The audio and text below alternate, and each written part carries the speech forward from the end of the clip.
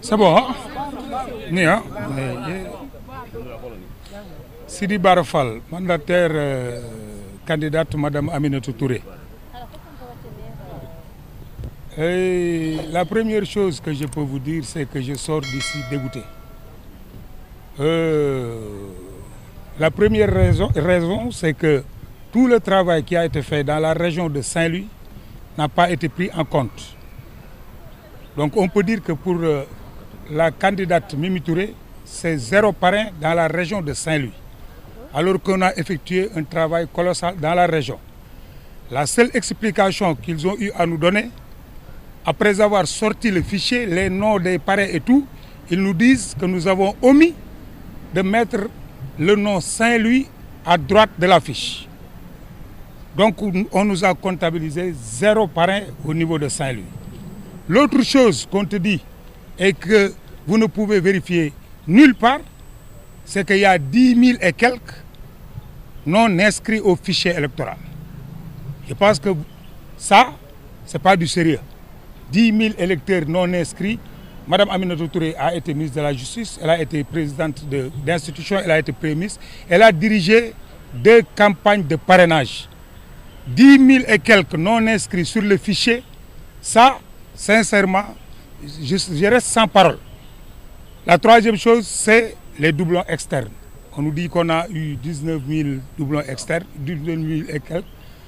C'est pourquoi je vous dis que je sors dégoûté parce que ça, c'est du sérieux. C'est l'avenir du Sénégal qui est en jeu. Les enjeux sont très grands. Ces élections-là, ça représente l'avenir de la nation sénégalaise. Et je pense que pour le contrôle des parrainages, vous ne pouvez pas venir avec des parrains, un travail qui a été fait pendant des mois au niveau de la région de Saint-Louis. Les noms de ceux qui ont parrainé figurent sur la fiche, lisible, vous le voyez, mais vous dites que vous avez omis de mettre Saint-Louis. Alors si on a omis de mettre Saint-Louis, comment ils ont fait pour nous sortir cette fiche où il y a exactement le nom de nos parrains au niveau de Saint-Louis? Et toute une région nous a été annulée. Pour le compte de Mme Aminata Touré, donc c'est 0 à Saint-Louis. Pour le compte de Mme Aminata Touré, c'est 10 000 et quelques non inscrits sur le fichier électoral. Et sans aucune explication. Sans aucune explication. Et ça, je le dénonce. Le Sénégal mérite mieux. Notre démocratie mérite mieux. Ce pays mérite mieux. Maintenant, on va s'atteler à la tâche pour, encore une fois de plus, venir régulariser ce que nous avons. Mais je vous dis très sincèrement que je suis dégoûté parce que c'est du travail de longue haleine.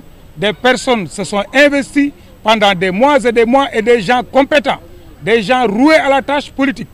Et sans aucune explication ou même sans un petit compromis. Parce que quand tu me sors la liste des parrains de Saint-Louis, mais tu me dis vous avez omis de mettre Saint-Louis et vous mettez à 0 le travail de toute une équipe dans toute une région, ça c'est inacceptable. Et je le dénonce vigoureusement. Maintenant, à l'impossible, nul n'est tenu. On ne peut rien faire parce que face à ces actes-là, vous ne pouvez rien faire sinon venir devant vous journalistes, vous expliquer effectivement ce qui se passe. Et parce que on se sent tout simplement, vous avez omis de mettre, pas 10 000 rejets qu'on ne t'explique pas. Et 19 000 diplômes externes. Moi, je vous dis, le Sénégal mérite mieux. Merci beaucoup. Est-ce que vous avez d'autres élections à valider?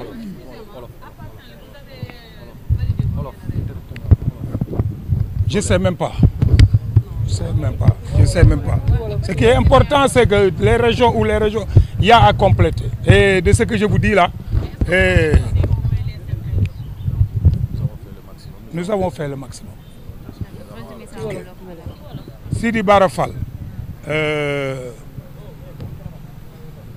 Non, validez-moi cette région. Non. Le compte n'est pas bon, mais validez-moi cette région. Parce que nous ne valider cette région par rapport à ce que nous avons fait. Dans les chiffres. Merci beaucoup. Sidi Bara Fall, mandataire Madame Aminata Touré. Ce que je veux dire, c'est sentiment de dégoût la génne fi parce que l'élection présidentielle du affaire u Tchahan. Élection présidentielle pour ëllëgu réew mi la.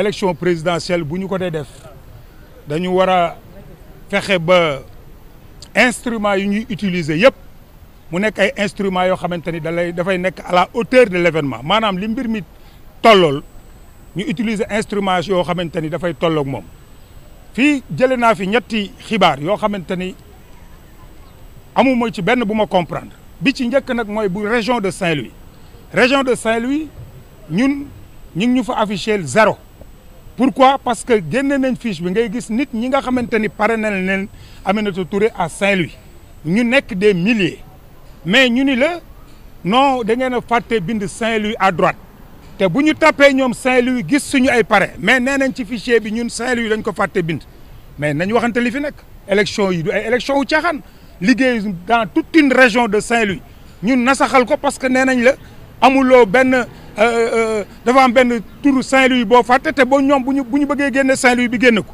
donc 0 à Saint-Louis moom la Aminata Touré récolte beneen bi ci des sans explication dañu lay wax ni la am nga 10 000 et quelques parrainages yoo xamante ni nekkuñu ci fichier électoral mais Aminata Touré c'est pas n'importe qui elle a été ministre de la justice premier ministre présidente d'institution mais waxuma dara sax mais campagne bii ñuy def 2019 ak 2022 moo ko yoraloon le président Macky Sall donc xam na lan mooy élection lan mooy parrainage nga ni 10 000 te 10 000 yi dañ la koy bindal c'est-à-dire yow amuloo benn fenn fooy vérifier bu ñu ma bindaloon 50 000 rejets parce que nekkoo ci fichier bi amul benn explication maag yéen ñi nekk ci biti ñoo ci yem beneen bi ci des troisième bi ñu ne la am nga 19 000 yoo xamante ne ay doublon externe la doublon externe bi donc mooy comme man 66e la ci ñi nga xamante ni ñoo ma jiitu am na ci ñoo xamante ni ñoo ko déposé tout ça li muy indi mooy lu tey xel man je reste sans parole lii nag jàpp naa ni Sénégal mérité na mieux Sénégal fi mu toll ci démocratie ñu nekk ci ay élection présidentielle yu capital yaakaar naa ne am na façon de faire boo xamante ni warut a nekk maintenant nag face à la situation ñun li ñu war a def daañ ko def li ñu mën daañ ko def li ci des ñu bàyyi ko ci loxo yàlla parce que nag am na loo xamante ni xeex ak moom day xaw a jafe waaye fii yàlla rek moo fi nekk